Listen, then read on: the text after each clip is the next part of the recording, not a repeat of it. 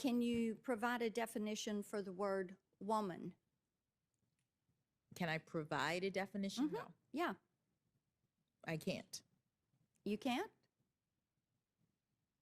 Not in Okay. this context. So you I'm not a believe the meaning biologist. of the word. You're not a biologist. Okay. Hey, could you speak into the microphone? Yeah, I know you're not an audio engineer, but the microphone's just that black thing in front of your face. It picks up your voice so it can be projected over speakers. How have we come to this?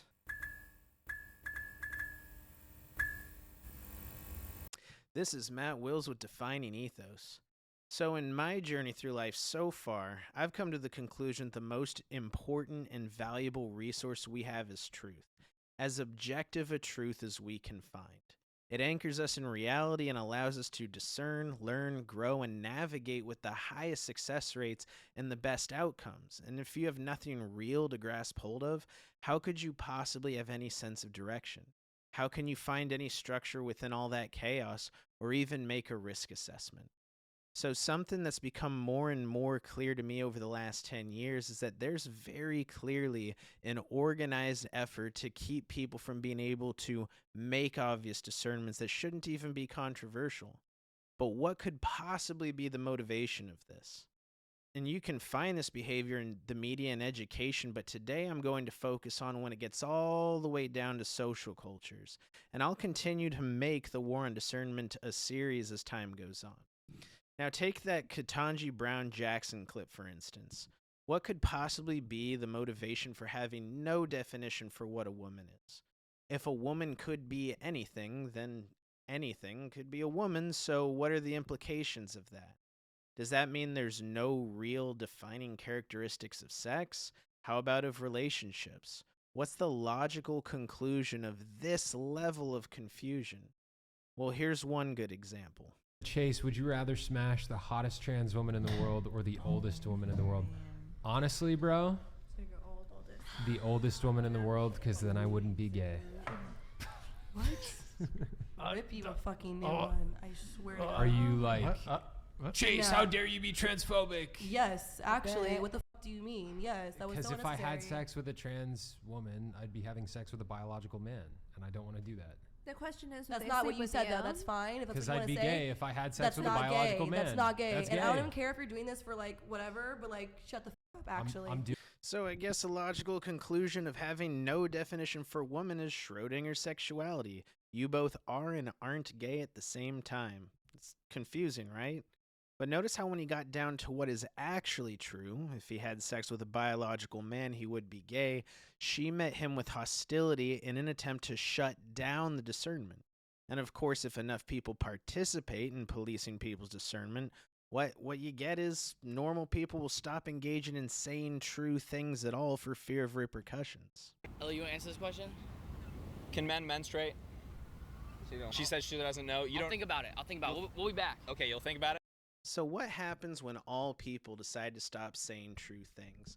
Now, I honestly think that's the point, because if everything is real, then nothing is real, and then there's no way for you to navigate the confusion. Now, I would imagine that most people would feel confused or depressed or aimless. Now, I started noticing this trend during the social justice movements in the 2010s. Take the body positivity movement. It started with an idea most people could get on board with. They said, did you know that models are often suffering from anorexia and are bad role models for our daughters? That's a fair point. I could get behind that. But not too long after that, it became, did you know that fat is beautiful? What just happened? Then you got Tess Holliday, a 5'5", 340-pound model being glorified to the public. How is that possibly a good role model? A role model for early childhood obesity? I'd rather my daughter live 30 years longer as a healthy person.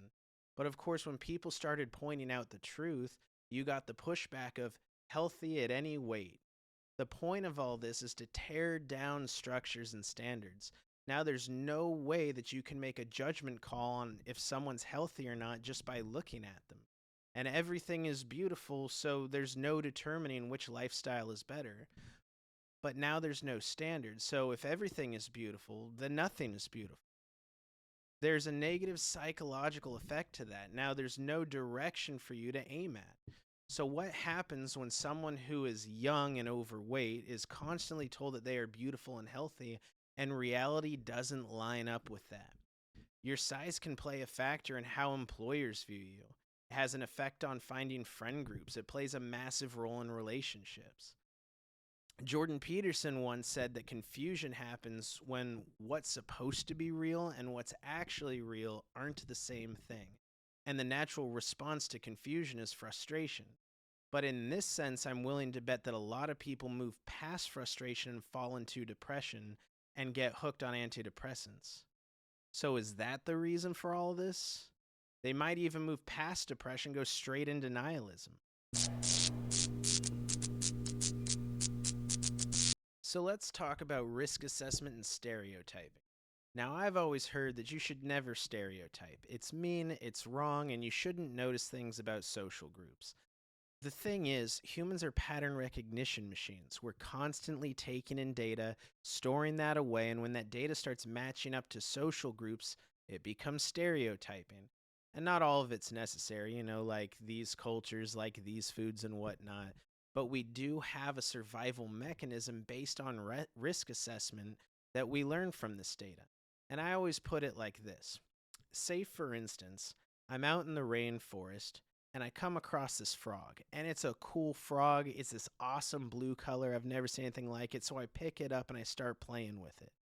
And then I get super sick for 3 straight days, just horribly sick. But then I get better and I decide to go back out into the rainforest and I come across another frog. And it's not like the other frog. This one's a bright orange color and it's so cool and I want to play with it. So I pick it up and I start playing with it. And then I get sick again for 3 more days, just the worst sickness ever. Well, now I'm going to start avoiding frogs, right? So think about if a woman is walking down the street at night and there's a group of men hanging out on the sidewalk. Should she cross the street? Well, what's the risk? Well, what if they're ethnic men? What does her internal data say to her? What would social justice say? Should she not notice that they're ethnic? Truthfully, she has a responsibility to herself to avoid risk. So why does she need to map social justice onto her risk assessment? Wouldn't that potentially put her in harm's way? If I were to ask you this easy question.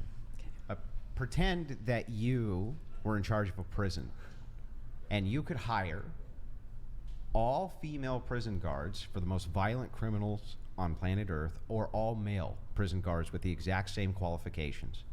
Which ones would you hire? The strongest, period. Okay, which ones are going to be the strongest, do you think? If I have no maybe I can add to that. evidence for who is going to be stronger. Maybe I can add to that. Like, What do you mean you have no evidence? Life experience. Men are stronger than women are almost just always. Based off gender, I could not pick who is going to serve my people the best. It seems there that women are willing to put other women in harm's way for the sake of social justice. But think about that for a moment. This girl has gotten to the point that she can't even trust her own eyes due to an ideology. Women and men are around each other every day, and there is a clear difference in average. She's going out into the world around men that are consistently bigger and taller than she is, bigger and taller than the women around her are on average. So why can't she discern truth using her own eyes in a world that she's part of every single day? Now notice how in all of these examples, the truth isn't even hidden. It's for the most part visual and obvious. But no matter how obvious these truths are, when you get down to finding truth, people have become programmed to conversationally obfuscate so that you won't be able to discern the truth. That gives way to the rise of my truth. Well, if everyone has their own truth, then everything is true, which means nothing is true. If everyone has their own truth, then you would never be able to discern the actual truth. But if we're real about what my truth means, it gets translated to my interpretation of my experience. Now we can build off that and actually get somewhere. So if you want to break people out of this cultural hypnosis, you have to first reject the delusion. These ideas only go as far as the people tolerate it.